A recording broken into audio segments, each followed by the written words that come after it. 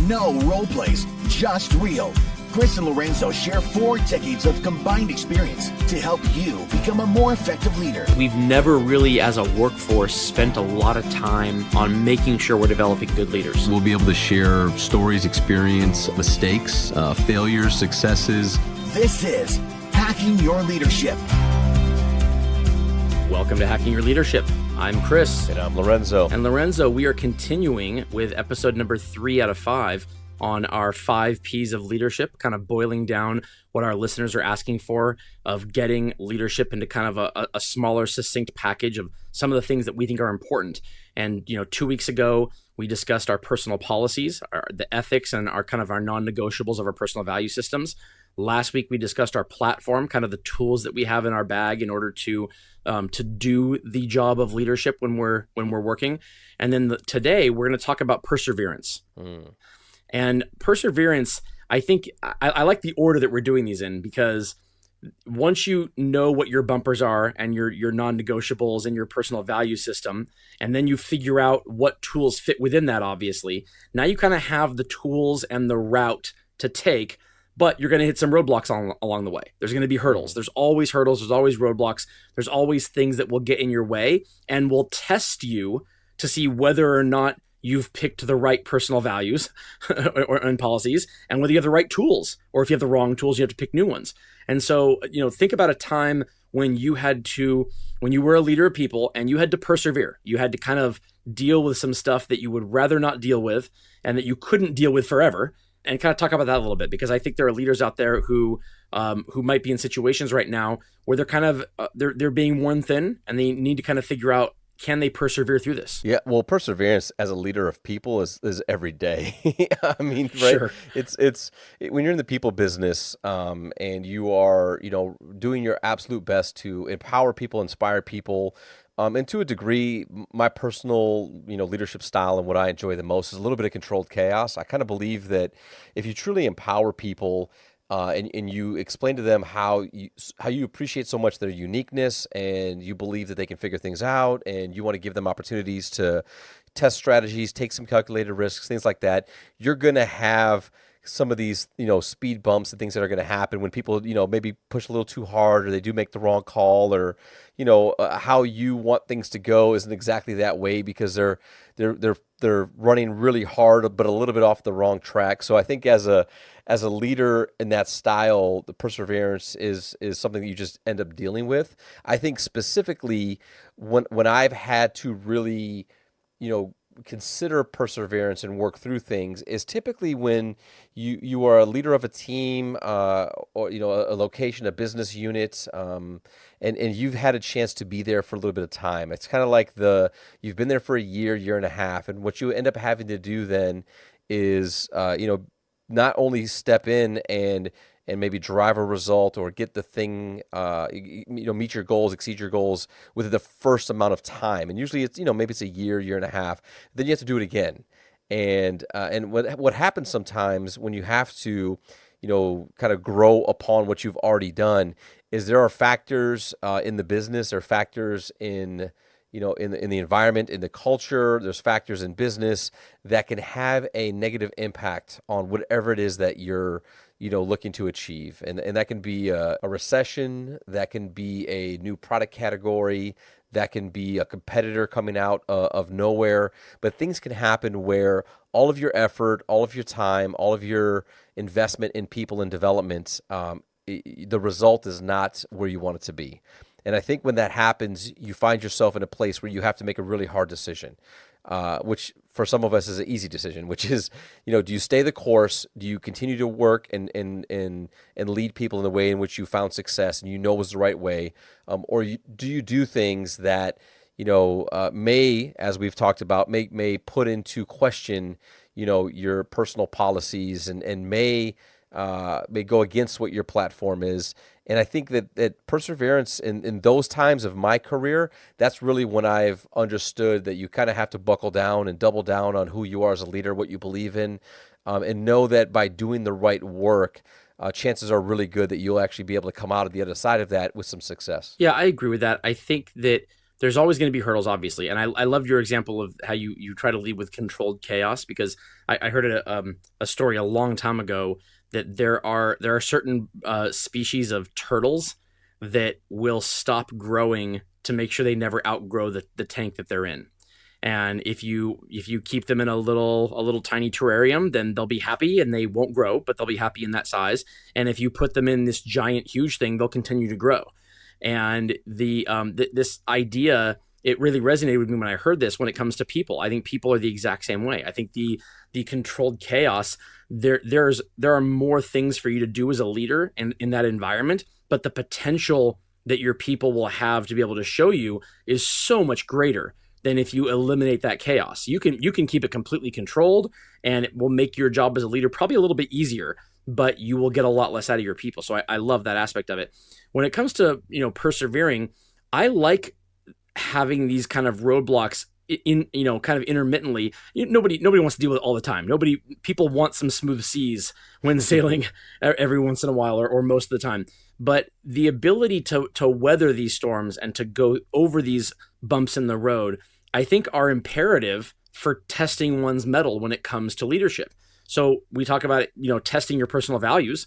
Are you able to hold true to them in the face of whatever this hurdle is? And if you are, then it means it was either the right policy for you, or it was, or it was easy, or are your tools the right tools for weathering this storm or going over these bumps in the road, or do you have to hone new ones? And if they're not, if you find yourself encountering bumps in the road, and the only way you can persevere is to start eliminating your personal values and eliminating the tools that you have, that isn't by definition a bad thing. Maybe your personal values needed changing.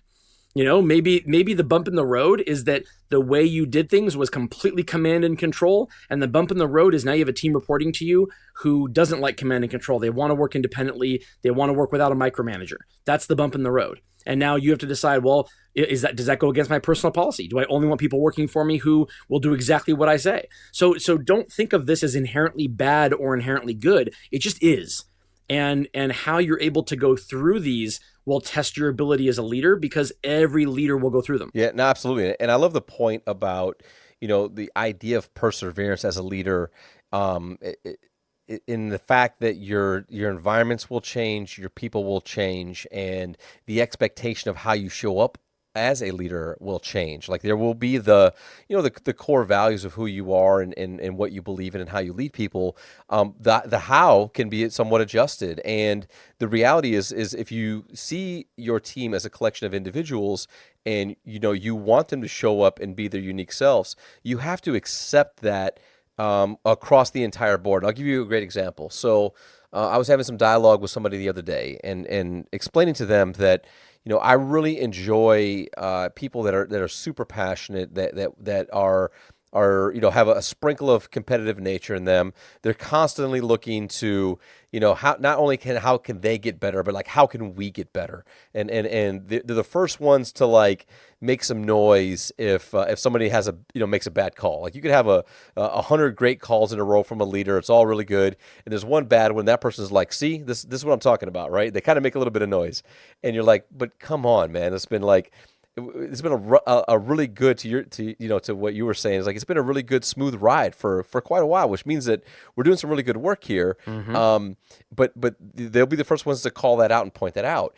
And many times when you are developing that type of an individual and you're providing opportunities for that type of an individual, there's going to be times when maybe things don't go their way, or they're looking to get a promotion, get a new job, and they're doing great work, but maybe they're not the best person for the role right now. And they can tend to have a little bit of emotion and passion in regards to how they feel about maybe not getting it this time. And I was explaining to this other leader that I have to accept that that's going to happen. You can't have wildly passionate people that want to work really hard. They're constantly challenging themselves. They're constantly challenging the team. They want us to get better and better every single day. And then when something doesn't go their way, that they just turn that off. And they're like, oh, no big deal. I didn't really care anyway. It's kind of like either you care about everything and you care a lot, and you're going to care when things don't go your way. Like, you have to accept that as a leader, and you have to persevere. You have to be willing to have those, those conversations sometimes a lot. And if you have a team full of high performers and people that feel that way, you could feel like you're a broken record. You can feel like, why am I continuing to have this dialogue over and over and over again with my team? But the reality is that you've built the team that way, and that you appreciate how they show up on a day-to-day basis. That means you also have to accept, how they show up when maybe things don't go their way, or maybe when a bad decision is made. And as the leader, you have to take full ownership for that bad decision. You have to figure out how to work through it. Right. I agree with that. I think about another parenting tie-in here, because when I'm talking about how to raise kids here, you can kind of kill the fire in your kids too. And there are parents who do that. My mother-in-law is a good example of this, and I can say that because she's not listening. But she was from the generation that children should be seen and not heard kind of thing. And she has a real difficult time with the fact that we don't treat our kids like that. We don't think the kids should be seen and not heard. We want them to talk. We want them to contribute, and we want them to say what's on their mind. And it is possible to stop that from happening. It is absolutely possible to raise children who are seen and not heard. Those children don't grow up to change the world. Those children don't grow up to have jobs that they love. They don't grow up to contribute to society in a loving way. They don't have great relationships. But you can absolutely do that, and it makes your job easier as a parent. Similarly, in leadership, you can make sure that you cultivate a team filled with people who are seen and not heard, so to speak, who don't cause those ripples, who don't make waves, and your job as a leader will be easier. But then what are they going to do when you're no longer the leader? What are you setting them up for success? You absolutely are not. It is harder to parent children who you don't believe should be seen and not heard. It's harder to parent firecrackers. And to cultivate that within a child means you're dealing with a lot of the other stuff. They become unwieldy sometimes, but it's worth it in the long run. And it's the exact same thing with this. You don't get to churn it off. You don't get people who are passionate about getting results, who are passionate about people and their coworkers, who are also completely laid back when it comes to everything else. It's either it's there or it's not. Yeah, absolutely. And it's funny that you mentioned that, because I think the definition of perseverance, is the persistence in doing something despite difficulty or delay in achieving success. So kind of as you were saying, like understanding that you're in it for the long game, like yes. Perseverance, right? Like really thinking about, how does this boil down to your daily actions, and how do you make sure as a leader that when you're going all in, or when you're doubling down on the right thing for your team and for your business, that you're willing to have a delay in achieving success. That's a big part of that. And that's something that I think when you think about opportunities, and, as I was just mentioning, maybe getting passed over for a promotion or not being ready yet, like, are you really thinking about, how do you make sure that you're staying in the right mindset to prepare yourself for the longer term element of not just maybe getting that job or that assignment, but the one after that and the one after that. I love that example because the time element of it is the one, quote unquote roadblock that you may not have any control over. And so as you get better at a job, these roadblocks that you have to kind of persevere, the stumbles in the road, the things that kind of knock you down a peg, as time goes on, you will probably get better at avoiding those, or being able to jump over them quickly, just like a hurdler running around a track. But the time aspect of it, I think that has the ability to derail people more than an event or something that tries to derail them, because they don't feel like they have any control over it. They feel like no matter what I do, there's still this kind of element of time. And it goes back to something we spoke about on our breadcrumbing episode, 3 weeks ago, on this idea that people have this idea that the novelty wears off on a job and it's time to move on to the new thing.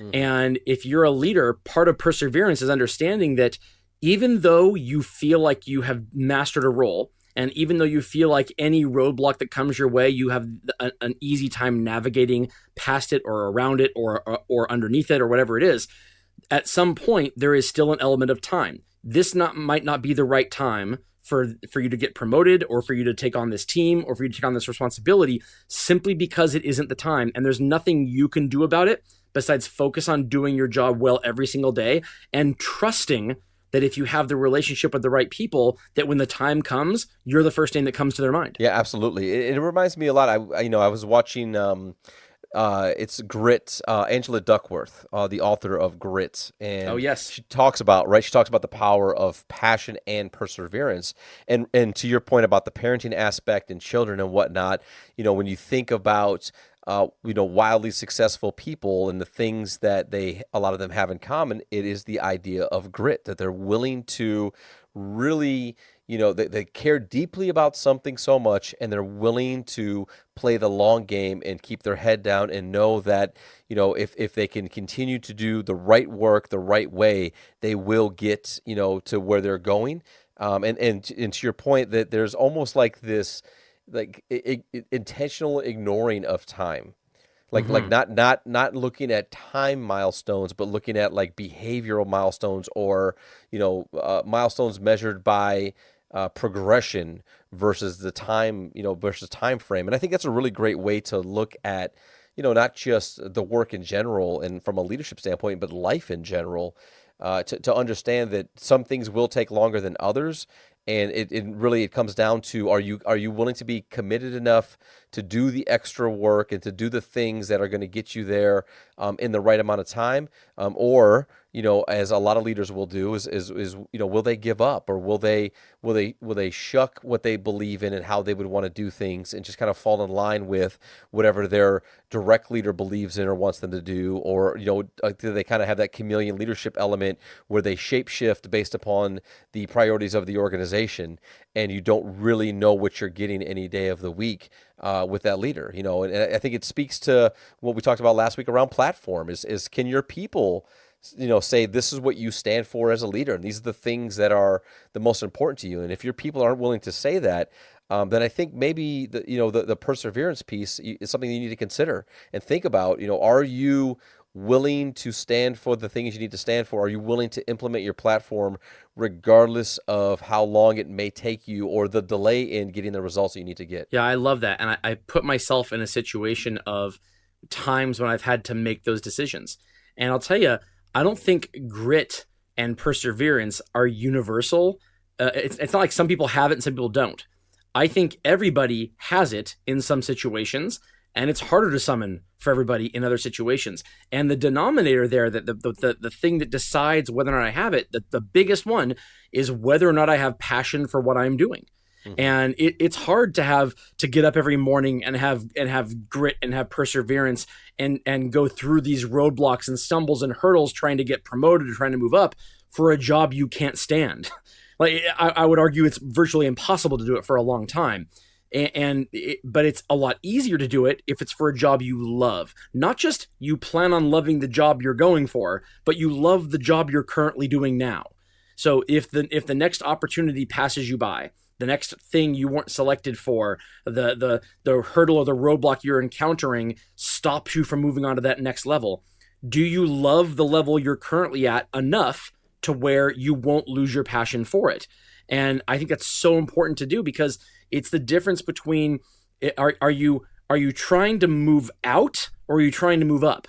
Are you trying to take what you have and build on it to become better, or are you trying to run screaming from what you're doing and you're hoping that a promotion or a new team or a new thing is gonna bring that to you? And whether or not you have passion for what you're doing, that is the difference between whether or not I can persevere in the face of these roadblocks, or whether or not I decide to cut bait and move on. Yeah, no, it's great. And yeah, I think just the willingness to do the extra. That's kind of, I guess that's probably the filter that I see the most, is like, there is the element of perseverance, which is just like, kind of put your head down and just get better at your job, or get better at the thing that you're focused on, and just kind of like stay attentive and focused on the longer term goal. And if you do that, then almost all the time you'll achieve the shorter term goals, and you'll get the job, you get the promotion, you get the title. But really, at the end of the day, it's like, if your mindset is get better every day, then all those things will happen in milestones, and you'll find yourself in bigger jobs a little bit more often. But I think for me, it is like the extra work. Are you committed to spend time doing the things that make you a better leader, outside of just showing up every day and learning from your people on either the validation of doing the right behaviors or the mistakes that you make, and then getting course corrected by the people that you work in service of, what else are you doing? Like, how are you putting forth an effort in something that is not easy, and it takes tenacity, and it takes you to be persistent, and making sure that you are continuing to better your own leadership ideas and thoughts and theories and platform, outside of just showing up and getting what you can get from the day job. I completely agree. And with that, it brings us to this episode's 1 minute hack. The 1 minute hack. Okay, so for this episode's 1 minute hack, we're talking about perseverance. And when I reflect back on the times that I struggled most as a leader with perseverance, it really boiled down to two things. The first thing being, am I being asked to violate my own personal values? And the second thing being, do I have the tools necessary to solve this problem? If the answer is, I am not being asked to violate my personal values, and I do have the tools necessary to solve the problem, then really it's about sitting down, working it through, and making sure that I commit myself to finding my way through this difficult situation or the strategy. If I am actually being asked to violate my personal values, then the solve for that is sitting down with my direct leader or the person who is actually directing the request to find out what I can do differently or how we can make it happen without me violating my personal values. If I feel like I don't have the tools to solve this problem, then I really need to consider what are the tools that are missing and how and where can I get them. And sometimes it's from people directly. Sometimes it's from spending time educating myself and developing myself. And sometimes it's bringing in a mentor or somebody who is outside of the work to help navigate those situations. So at the end of the day, perseverance becomes much easier when you can ask yourself those two questions and then think about what you have to do next. Yeah, I love that 1 minute hack. I think the times when those hurdles and those roadblocks have really derailed me mentally, it's when I haven't stopped to answer those two questions. I think a lot of times we create mountains out of molehills. We turn these small problems into monster problems because we haven't stopped to take stock of what is really being asked here. Do I have the tools to do this? If I'm a good leader and I've been doing my job for a while and I'm confident in my ability to do that job, I should be confident in my ability to overcome whatever's being asked of me, as long as I'm not being asked to violate my personal values and as long as I have the tools. And I think oftentimes we get in our own heads and we stop ourselves from tackling a problem when we really had the answers all along. Absolutely. And with that, it brings us to the end of this episode. This is Hacking Your Leadership. I'm Lorenzo. And I'm Chris. And we'll talk to you all next time.